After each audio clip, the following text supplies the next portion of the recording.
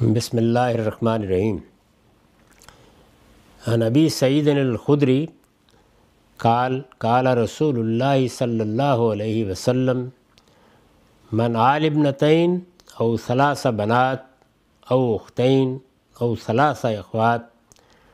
فصبر علیہن واطماہن وسقاہن وکساہن من جدتہ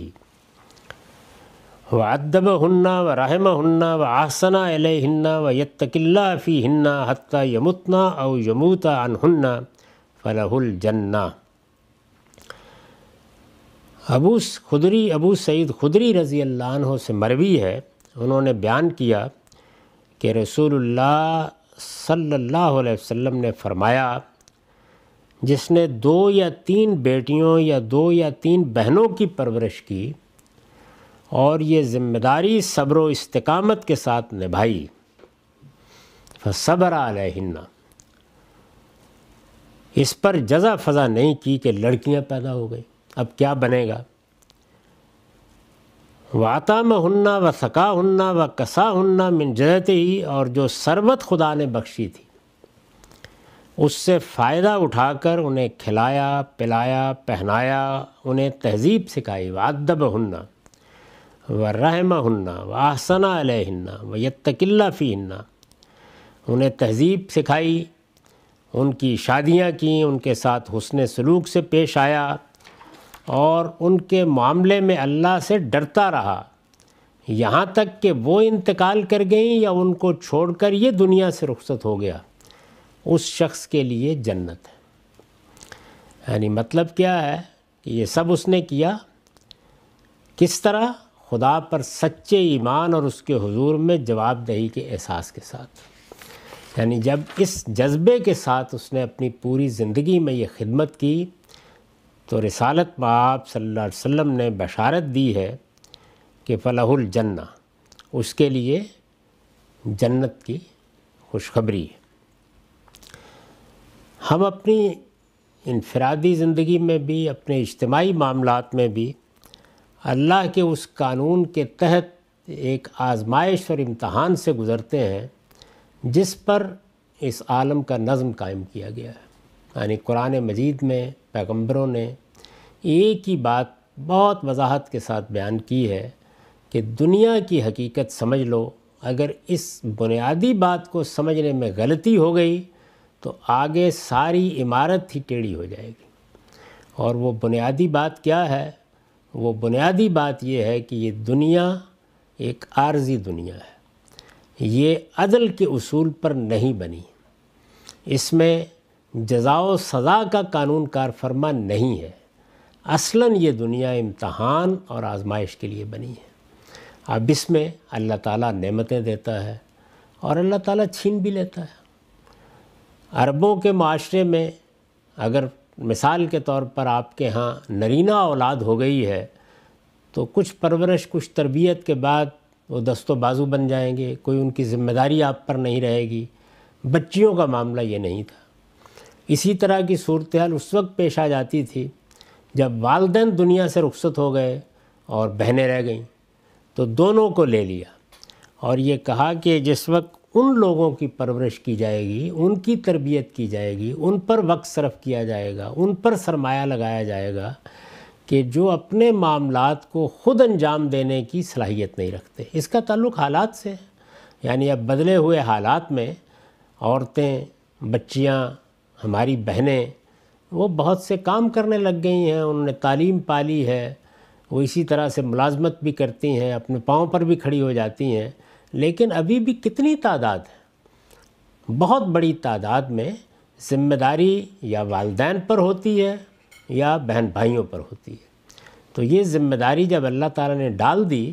تو پھر اس کو کیسے ادا کرنا چاہیے، کیسے انجام دینا چاہیے،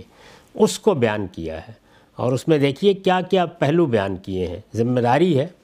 بہرحال کفالت بھی ہوگی، معاملات بھی دیکھے جائیں گے، ایک زندگی بھر کا مسئلہ پیدا ہوگا، خاندان میں بھی بعض ایسے مسائل اس کے نتیجے میں در آئیں گے جن سے نمٹنا آسان نہیں ہوتا۔ ان سب معاملات کو اپنے سامنے رکھیے، ہمارے اپنے معاشرے میں، ہمارے اپنے خاندانوں میں یہ سب چیزیں پیش آتی ہیں اور پھر دیکھیے کہ اس میں کن صفات کا تقاضا کیا ہے اللہ کے آخری پیغمبر نے۔ فرمایا کہ ایک تو یہ ذمہ داری صبر و استقامت کے ساتھ نبھانی ہے، یعنی ذمہ داری آ گئی ہے، بچیاں ہیں تو اب ان کو پالنا ہے، ان کی پرورش کرنی ہے، ان کے معاملات دیکھنے ہیں، آگے ان کا گھر آباد کرنے کی صحیح کرنی ہے، اور گھر آباد کر دینے کے بعد بھی بہت سی ذمہ داریاں ہیں جو ہو سکتا ہے زندگی بھر ادا کرنی پڑے۔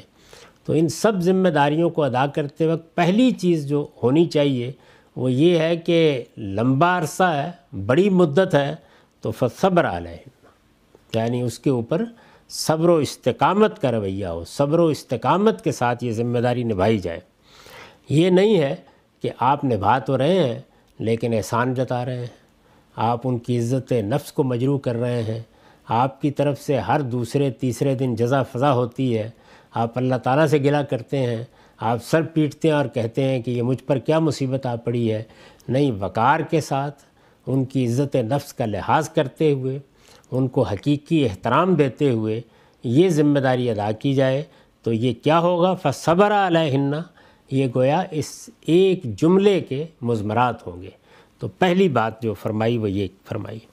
پھر یہ کہ انسان کے پاس جو کچھ بھی مال ہوتا ہے تو وہ خیال کرتا ہے کہ یہ میرے بڑھاپے میں بھی کام آئے گا، اس میں کچھ عیش کا بھی خیال ہوتا ہے۔ اب آپ پر ذمہ داری آ پڑی،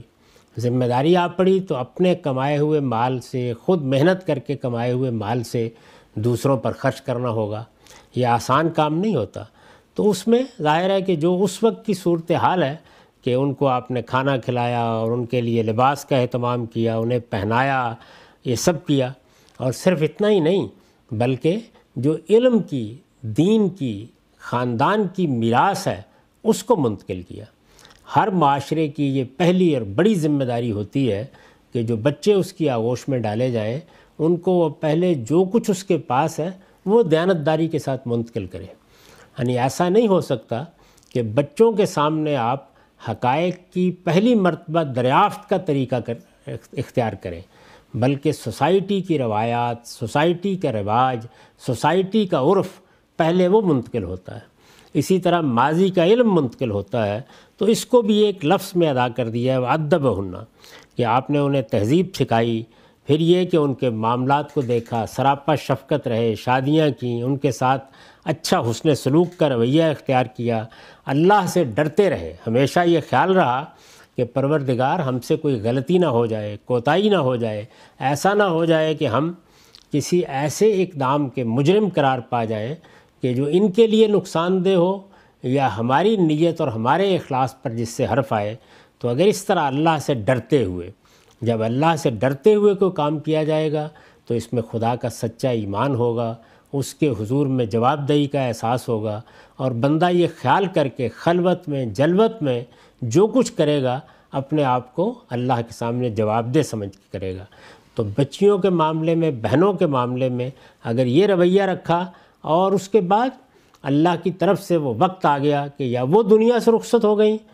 یعنی مطلب یہ ہے کہ جو ذمہ داری اللہ نے ڈالی تھی وہ ذمہ داری پوری ہو گئی، اور یا بندہ اس دنیا سے رخصت ہو گیا، تو ارشاد فرمایا کہ اگر یہ رویہ اختیار کیا ہے تو اس کا صلہ جانتے ہو کیا ہے؟ اس میں بہت سے گناہ معاف ہو جائیں گے، بہت سی غلطیوں اور کوتاہیوں کو پروردگار نظر انداز کر دے گا۔ یہی صبر، یہی استقامت، یہی خدمت، یہی تادیب، یہی تہذیب سکھانے کا عمل، یہ تمہارے لیے توشہ آخرت بنے گا، اور اللہ کے پیغمبر کی طرف سے تمہارے لیے جنت کی بشارت ہے۔ تو اللہ کے پیغمبر نے اس دنیا کے معاملے میں ہمیں یہ تعلیم دی ہے۔ اس اخلاقی تطہیر کے ساتھ، اس اخلاص کے ساتھ بچیوں کے معاملے کو، بہنوں کے معاملے کو دیکھنا چاہیے۔ یہی ایک بندہ مومن کے شان ہے۔ وآخر دعوانا الحمدللہ رب العالمین۔